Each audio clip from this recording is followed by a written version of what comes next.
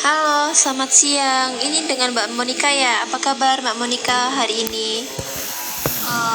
Halo Mbak Datu ya. Selamat siang juga Mbak. Kabarnya hari ini sih biasa aja ya Mbak, kayak kemarin-kemarin aja. Oke, gimana perasaan Mbak Monica akhir-akhir ini?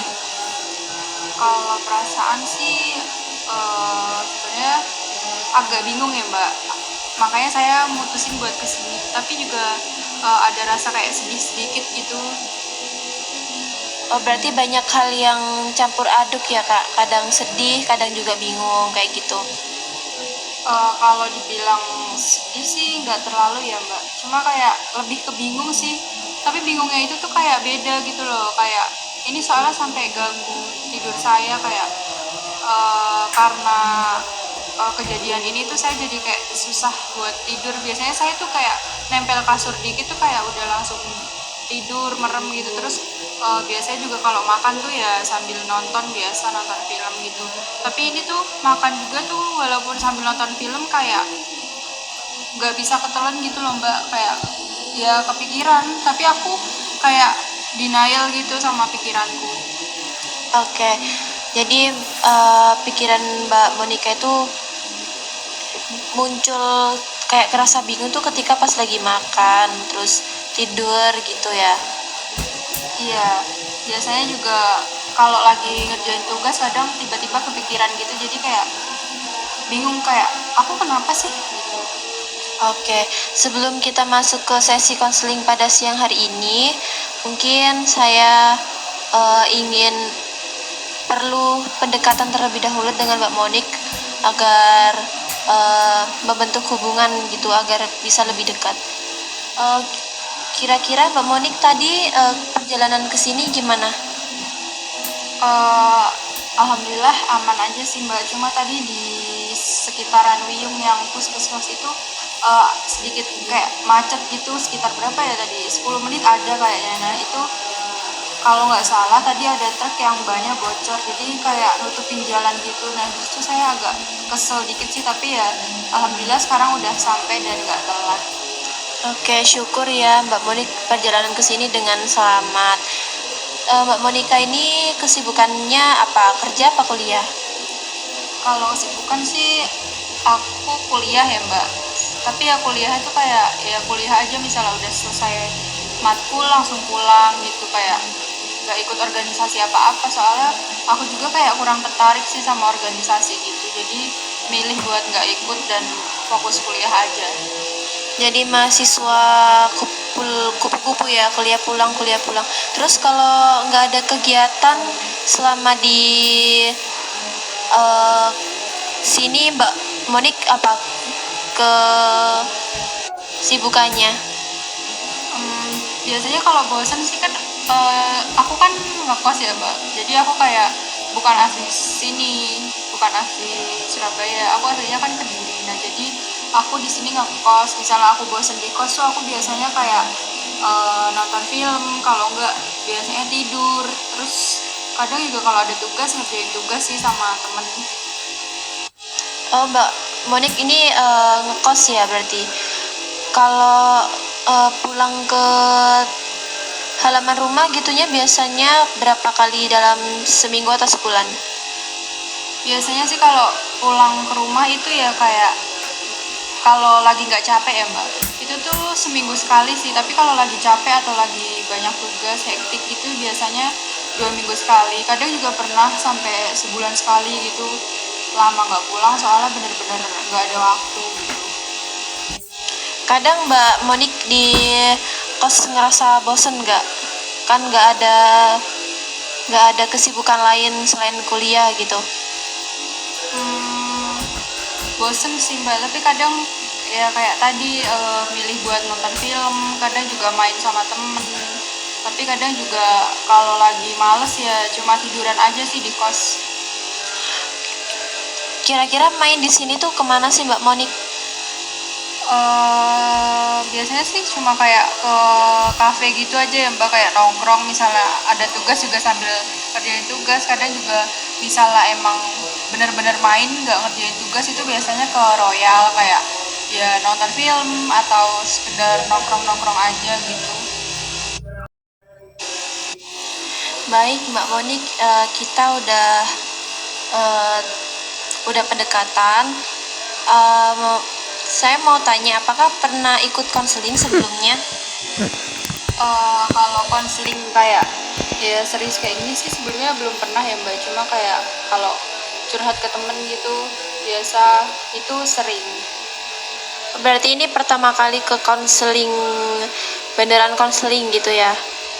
Iya, jadi kayak sebenarnya jujur ya Mbak, ini masih kayak takut gitu buat cerita, jadi kayak bingung mulai ceritanya dari mana gitu. Oke, sebelum memulai aku mau jelasin sedikit ya tentang kontrak konseling pada hari ini. Nah, semua yang disampaikan di sini itu bersifat rahasia. Jadi, apa yang Mbak Monik sampaikan di ruangan ini itu bersifat rahasia dan saya tuh nggak akan membocorkan atau memberitahukan kepada orang-orang terkecuali memang kondisi Mbak Monik ini butuh bantuan sama pihak tertentu. Nah, jadi saya tidak akan menyebarkan tanpa seizin Mbak Monik. Lalu di sini kita terbuka, Mbak Monik terbuka. Terus di ruangan ini diharapkan Mbak Monik itu terbuka, berceritanya itu terbuka, karena di sini saya tidak ada paksaan untuk Mbak Monik. Jadi Mbak Monik itu terbuka aja sama perasaan Mbak Monik yang dirasakan sekarang.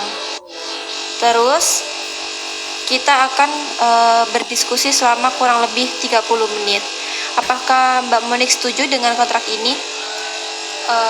Setuju sih Mbak, udah paham juga.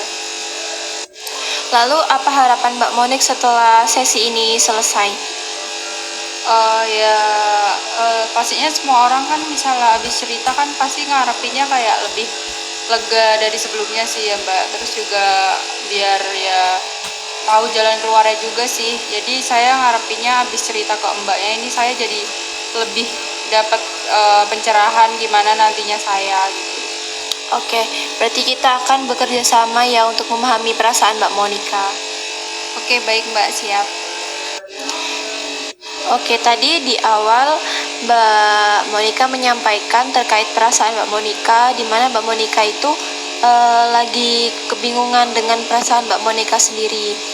Ketika Mbak Monika melakukan aktivitas itu, ada hal-hal seperti pikiran yang mengganggu Mbak Monika dan berdampak pada aktivitasnya Mbak Monika. Kalau boleh tahu, boleh nggak Mbak Monika ceritakan apa yang sedang terjadi pada hidup Mbak Monika belakangan ini? Gimana ya Mbak, mulai ceritanya agak bingung sih mulainya dari mana. Pertamanya tuh kayak saya kan punya pacar ya Mbak, dan udah pacaran selama 3 tahun lebih. Sebenarnya saya tuh kenal sama dia tuh udah dari SMP dulu, tapi kayak kita tuh kayak ya cuma temenan biasa. Terus ternyata pas SMA itu kita mutusin buat pacaran. Nah, mulai saat itu tuh kan kita kayak sering keluar bareng ya. Kebetulan juga kan satu sekolah mulai dari SMP sama SMA. Dan kebetulan orang tua saya dan orang tuanya dia tuh udah tahu kayak kita pacaran gitu. Jadi kayak misalnya main juga jadi kayak biasa gitu main ke rumah. Nah, kita sering banget main tuh misalnya bosen pas SMA, SMP juga. Jadi kayak udah ya bener-bener sedekat itu loh Mbak, kayak udah nggak bisa dipisahin lagi. Terus tiba-tiba pas kuliah ini aku sama dia tuh beda universitas, jadi aku di Surabaya, dia di Malang. Nah, habis itu mulai saat itu tuh nggak tahu kenapa kita kan jadi jarang ketemu ya Mbak pastinya, soalnya kan jauh juga posisinya LDR, jadi kayak ya komunikasinya juga jadi kayak sebutuhnya aja, jarang ketemu juga, nggak tahu kenapa. Terus juga lama-lama kitanya juga kayak menjauh gitu loh Mbak, kayak gimana ya, kayak lebih ada jarak. Yang biasanya kayak tiap hari itu selalu ketemu, ini kan jadi jarang banget. Kayak yang pas tuh ketemunya tuh biasanya kayak 2 bulan sekali gitu, yang biasanya setiap hari jadi kayak 2 bulan sekali, sebulan sekali. Jadi kita kayak sebenarnya paling kita berdua tuh ngerasa kayak keberatan ya, tapi ya mau gimana lagi. Terus tiba-tiba pas udah jalan sampai semester 2, naik semester 2 itu tiba-tiba dia mutusin saya. Wah, lama sekali ya Mbak Monica ini menjalin hubungan dengan mantan pacar. Ya, saya jadi mengulang apa ya? Keingat sama masa lalu saya. Apa yang membuat situasi ini terasa berat buat Mbak Monica? Saya tuh kok ngerasa kayak nggak terima gitu Mbak, sampai sekarang. Kayak alasannya buat dia mutusin saya tuh cuma buat kayak fokus kuliah, sedangkan saya juga posisinya kuliah. Jadi kayak gimana ya, kayak aku juga fokus kuliah, nggak cuma kamu. Terus kenapa kamu masalah kuliah doang kok bisa sampai mutusin hubungan kita gitu. Aku kayak kesel banget sih Mbak sampai sekarang. Cuma kayak ya udah gimana lagi. Tapi sebenarnya jujur nggak apa-apa ya Mbak, soalnya juga kayaknya kita juga udah nggak cocok. Tapi aku tuh masih sering kepikiran gitu, nggak tahu kenapa. Berarti hubungan itu berakhir itu karena alasan. Jadi hubungan itu berakhir karena alasan mantan pacar Mbak Monica ini ingin fokus sama kuliahnya ya. Iya Mbak, betul. Jadi kayak alasannya tuh kayak nggak masuk akal banget. Misalnya emang fokus kuliah, kenapa nggak mutusin aku dari sebelum pas kita masuk kuliah gitu loh. Jadi kayak kepikiran aja, kayak alasannya nggak masuk akal. Misalnya emang dia udah nggak nyaman sama aku atau ngerasa nggak cocok sih, bilang aja gitu, nggak perlu pakai alasan fokus kuliah. Lalu apa yang dirasakan Mbak Monica pada saat itu? Jujur saya yang pasti cuma ngerasa kayak kesel aja sih Mbak, langsung kayak gimana ya, saya mau marah juga kayaknya juga gak ada gunanya. Jadi saya cuma iya aja. Terus habis itu saya langsung blok nomornya sampai sekarang. Tapi saya juga masih kepikiran juga sampai sekarang. Kalau menggambarkan perasaan Mbak Monica sekarang, apa sih kata yang paling tepat?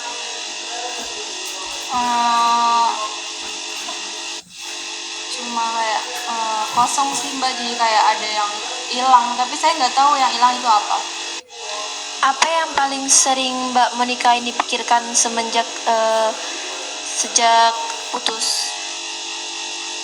Ya itu tadi sih Mbak, kayak mikirin dari banyaknya alasan, kenapa sih alasannya harus fokus kuliah yang udah jelas-jelas posisinya aku tuh juga kuliah, dia juga kuliah. Dan sebelum kuliah itu tuh kita udah kayak gimana ya Mbak, kayak udah ngomongin hal ini gitu, kayak udah nanti misalnya kuliah jangan lupa itu ya, komunikasinya tetap dijalanin. Tapi ternyata dia tuh malah milih buat mutusin dengan alasan itu. Ada nggak bagian yang paling sulit dilupakan dari kejadian itu? Sebenarnya kalau kejadian sih saya saking banyaknya ya Mbak, itu tuh sampai kayak lupa sih. Soalnya kan kita kan kemana-mana juga biasanya berdua ya Mbak, jadi kayak saking udah terbiasanya itu, jadi kayak ya merasa biasa aja, nggak ada yang spesial gitu. Tapi ada di satu waktu dimana dia tuh kayak jauh-jauh nyamper saya. Itu kebetulan kan rumah kita jauh ya Mbak, kayak mungkin setengah jaman lah. Nah itu dia jemput saya, terus nganterin saya pulang. Pokoknya saya ngerasa kayak dia tuh kayak berjuang banget gitu. Jadi yang Mbak Monica lakukan pada saat itu, kejadian itu langsung ngeblokir nomornya, terus ngehapus nomornya. Lalu apa yang dipikirkan Mbak tentang diri Mbak sendiri pada saat itu? Jujur ya Mbak, rasanya tuh pas itu aku kayak udah yakin banget kalau aku tuh bakalan bisa kalau nggak ada dia. Jadi mau ada dia mau enggak tuh aku bakalan tetap napas, bakalan tetap hidup. Tapi ternyata sampai saat ini tuh aku masih sering kepikiran gitu, bahkan itu ganggu tidurku, terus juga ganggu makanku. Jadi kayak kebetulan kan orang tua juga udah tahu kan kalau hubungan kita juga udah nggak kayak dulu lagi, kita udah nggak barengan lagi. Jadi orang tua tuh kayak gimana ya, kayak sadar gitu loh perubahan perubahan di diri aku sendiri. Kayak katanya mereka tuh aku lebih kurusan, terus aku juga kayak jadi sering terburu-buru gitu loh mbak, tapi nggak tahu yang diburu-buruin tuh apa. Oke, Mbak Monica, aku dengar berarti Mbak Monica ini masih punya perasaan yang belum terselesaikan ya terhadap mantan pacar. Betul? eh Kalau perasaan sih kayaknya sih iya sih mbak, tapi aku tuh jujur ngerasa kayak denial aja sih, tapi ya kayaknya yang mbak bilang bener deh. Oke, dalam terapi Gestalt ini ada teknik yang biasanya yang bisa bantu Mbak Monica ini menuntaskan perasaan Mbak. Namanya empathy chair teknik. Pernah dengar nggak? Jujur baru baru kali ini dengar sih mbak, itu apa ya? Oke, caranya kamu bayangkan eh, mantan pacar Mbak Monica ini duduk di kursi kosong di depan Mbak, dan nanti kursinya itu saya sediakan. Lalu Mbak bisa bicara langsung kepada mantan pacar seolah-olah itu dia benar-benar ada di sini. Nah, untuk memudahkan kita dalam teknik ini boleh tahu nggak, atau mungkin bisa dikasih nama samaran buat mantan pacar Mbak Monik? Mungkin Rehan aja ya mbak. Oke, dari apa yang saya jelaskan di sini Mbak Monica udah paham belum? Udah paham sih mbak, tapi kayak masih agak bingung gitu. Oke, apa yang dibingungkan? Jadi saya nanti ngomong sama kursi gitu atau gimana? Iya, nanti Mbak Monica itu bicara langsung. Itu maksudnya kayak bayangan aja. Jadi nanti Mbak Monica berhadapan dengan kursi lalu bicara dengan kursi, tapi dengan bayangan si Rehan ini ada di situ gitu. Tapi bukan orangnya langsung kan mbak ya yang kesini? Enggak kok. Mbak Monica, siapa orang yang paling kuat muncul di pikiran Mbak sekarang? Apa yang membuat Mbak ini merasa belum tuntas? Yang saya bayangin sih mantan pacar saya ya mbak ada di kursi ini lagi cuma natep saya biasa aja sih. Kalau Mbak bayangkan dia duduk di kursi depan Mbak, seperti apa wajahnya? Sebenarnya mukanya sih datar-datar aja ya mbak, sambil kayak natep saya biasa aja. Dari ekspresi itu ada nggak yang bikin kamu itu ngerasa apa gitu? Jujur ada banget sih mbak, saya ngerasa ngelihat muka itu tuh kesel banget, hawanya pengen kayak marah aja sih, pengen kayak teriak di depan mukanya. Jadi si Rehan ini orang yang masih menyisakan luka besar ya buat Mbak Monica. Iya mbak, mau gimana pun juga tuh aku masih nggak terima, tapi aku nggak tahu yang bikin aku nggak terima tuh karena masih ada perasaan sama Rehan atau aku cuma nggak suka sama alasan dia mutusin aku aja. Kalau Mbak Monica ini berbicara langsung sama Rehan, sekarang apa yang Mbak Monica harapkan dia katakan kepada Mbak Monica? Monik, sebenarnya aku tuh mutusin kamu nggak perkara fokus kuliah kok. Jujur aja aku putusin kamu emang karena aku udah nggak nyaman sama kamu. Aku emang udah nggak ada rasa lagi sama kamu. Jadinya alasanku sebenarnya tuh bukan karena fokus kuliah. Oke, apa yang Mbak Monica ingin dia lakukan supaya Mbak Monica ini merasa tenang? Aku sih pengen Rehan itu minta maaf ke aku sih kak.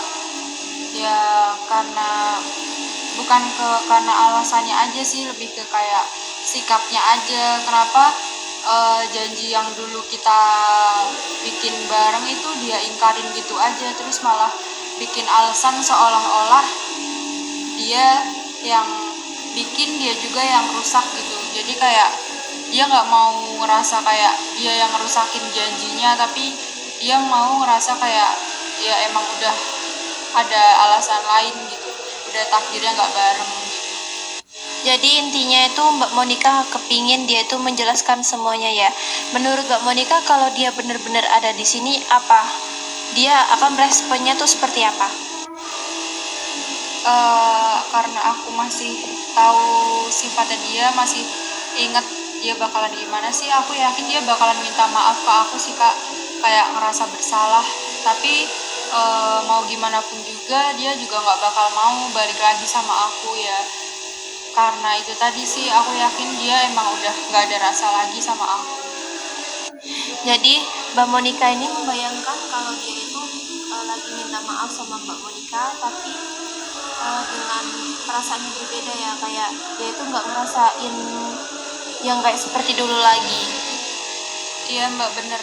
Misalnya dia nggak ngerasain juga sih kayaknya juga bener ya Mbak, soalnya mau gimana pun juga kan di dunia perkuliahan itu juga beda ya sama di kuliah, sama di SMA.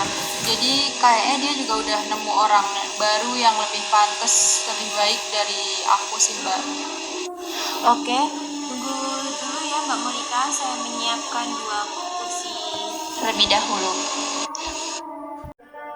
Oke, Mbak Monica sekarang bayangkan Rehan duduk di kursi kosong itu, apa hal pertama yang ingin Mbak Monica katakan kepada dia? Rehan, kenapa sih kamu gampang banget tinggalin aku kayak gitu? Padahal kan kamu tahu sendiri aku tuh udah percaya banget sama kamu. Semua yang aku lakuin ke kamu itu tuh semua karena ya aku sayang kamu. Tapi kenapa kamu tega banget ninggalin aku dengan alasan seklasik itu, dengan alasan fokus kuliah? Kenapa kamu lebih milih buat ngancurin janji kita dulu? Gimana perasaan Mbak Monica saat Mbak bilang gitu? Sedikit lega sih Mbak, soalnya kayaknya ini deh yang pengen aku omongin dari dulu gitu, yang aku sering denial, ternyata kayaknya ini. Oke, coba Mbak Monica tarik nafas dalam-dalam, rasakan emosi itu. Sekarang pindah ke kursi Rehan dan bayangkan kamu ini adalah Rehan. Apa yang ingin kamu balas sebagai Rehan? Aku tuh sebenarnya bingung, aku tuh ngerasa bersalah sama kamu dengan semua janji yang udah kita bikin bareng dulu, dengan semua usahamu, terus juga waktu kita bareng lagi dulu. Itu tuh aku ngerasa bersalah soalnya udah sebesar ini, udah selama ini, tapi aku malah ngerusak hubungan kita. Soalnya aku juga udah gak ada rasa lagi sama kamu, rasanya udah beda. Sekarang Mbak Monica kembali ke kursi Mbak Monica. Lalu apa yang kamu rasakan setelah mendengar kata-kata itu, Mbak? Lebih lega lagi sih Mbak, soalnya mau gimana pun juga itu pasti alasan yang bener gitu loh, gak cuma alasan buat nutupin alasan sebenarnya. Jadi gak cuma alasan fokus kuliah, tapi ini tuh dia ngungkapin alasan yang sebenarnya putus. Jadi aku lebih kayak terima sih sama alasan barunya. Oke, bagus Mbak Monica. Sekarang siapa yang bicara di dalam bagian diri Mbak Monica, yang kuat atau yang takut? Yang kuat Kak. Baik, sekarang beri kesempatan pada bagian diri Mbak yang takut kehilangan untuk bicara. Apa yang dia ingin katakan? Rehan, aku tuh sebenarnya nggak bisa tanpa kamu. Aku tuh udah terlanjur sayang kamu. Aku takut nggak bisa ngelakuin ini semua tuh sendirian, soalnya mau gimana pun juga kan hubungan kita kan nggak sebentar. Jadi aku takut nggak terbiasa tanpa kamu. Dari bagian kuatmu, apa yang ingin dia katakan ke bagian yang takut itu? Sebenarnya nggak apa-apa kok nggak ada dia. Lagian mau gimana pun juga kan sebelum ada dia kamu juga biasa aja kan. Cuma pas dia datang itu dia cuma kayak nemenin kamu doang. Mungkin nantinya kamu bakalan nemu orang lebih baik dari Rehan. Jadinya buat sekarang biasain sendiri dulu ya. Oke, bagus sekali. Sekarang rasakan kedua sisi dirimu itu, apa yang terjadi di dalam tubuhmu. Udah mulai lebih ikhlas sih Mbak, kayak bukan bukan ke pasrah tapi kayak ya udah gitu, mau gimana pun juga kan ini cuma hidup gitu ya. Lagian juga bakalan ada orang yang datang, begitupun juga ada orang yang bakalan pergi, jadi nggak semua orang itu bakalan selalu nemenin kita. Jadi mau gimana pun juga kita harus tetap jalanin hidup kita sebagaimana mestinya gitu. Oke, setelah kamu melalui proses ini, apa yang paling jelas di pikiran kamu sekarang? Kayak aku lebih kayak ikhlas sih Mbak, kayak oh ternyata ya udah gitu, nggak ada dia pun aku juga nggak apa-apa, aku bisa. Oke Mbak Monica, sekarang setelah semua kamu ungkapkan, gimana perasaan Mbak Monica?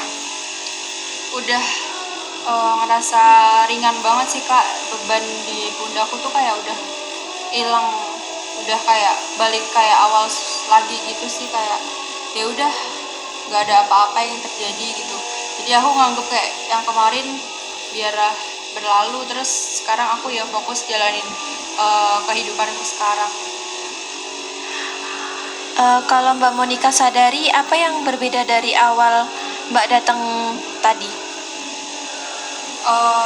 Pas datang ke sini tadi tuh aku ngerasa kayak masih bingung gitu loh, aku masih denial sama perasaanku sendiri.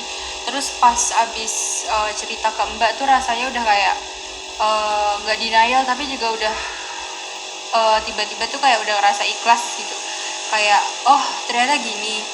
Jadi perasaanku yang bingung tadi tuh kayak udah kejawab semua gitu. Oke, dari skala 1 sampai 10 seberapa lega Mbak sekarang? 9 sih Mbak, soalnya udah kayak ngerti banget, udah tahu alasannya gitu, udah kayak ya lebih ikhlas banget sih Mbak, udahan. Oke, bagus Mbak Monik. Bagian mana dari latihan tadi yang paling membantu kamu? Pas di kursi kosong tadi sih Mbak, yang pas aku ngungkapin semua unek-unekku di Rehan. Lalu setelah ini langkah apa yang pengen Mbak lakukan setelah sesi ini? Sebenarnya kalau dibilang langkah sih nggak juga ya, cuma saya milih buat hidup lebih baik lagi ke depannya, terus juga nggak terlalu naruh kepercayaan ke seseorang lagi gitu. Jadi kayak misalnya percaya sama orang ya percaya aja, nggak boleh terlalu percaya, nanti jadinya malah kayak gini lagi gitu. It's okay, itu nggak apa-apa Mbak Monica, itu ide bagus. Mbak Monica udah berani menghadapi perasaan Mbak Monica. Aku jadi turut sangat bangga kepada Mbak Monica. Iya Mbak, makasih. Aku juga kayak bangga sih jujur sama diri sendiri, soalnya juga udah bisa berani buat ngelakuin semuanya sendiri lagi, terus juga udah ikhlas buat yang kejadian kemarin yang udah terjadi. Baik Mbak Monica, berhubung sesi konseling pada hari ini berakhir, mungkin kalau Mbak Monica ada perasaan yang mengganjal atau ada yang ingin disampaikan, mungkin kita bisa agendakan lagi untuk pertemuan selanjutnya. Dan saya ucapkan terima kasih kepada Mbak Monica karena karena membantu sesi konseling ini berjalan dengan lancar, sudah terbuka dan jujur hari ini. Kamu udah ngelakuin proses yang luar biasa. Mungkin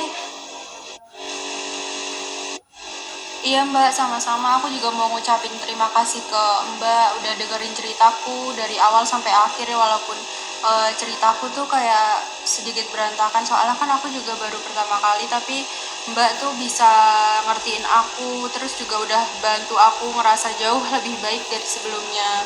Mungkin misalnya nanti aku ada perasaan yang ganggu aku lagi kayak sekarang, mungkin aku bisa bakalan cerita ke Mbak lagi. Jadi Terima kasih banyak Mbak udah bantu aku. Terima kasih kembali Mbak Monica. Semangat selalu ya Mbak Monica. Ingat, jangan lupa masih banyak orang yang sayang sama Mbak Monica. Masih banyak orang yang peduli sama Mbak Monica. Baik, selamat siang Mbak Monica. Hati-hati di jalan ya.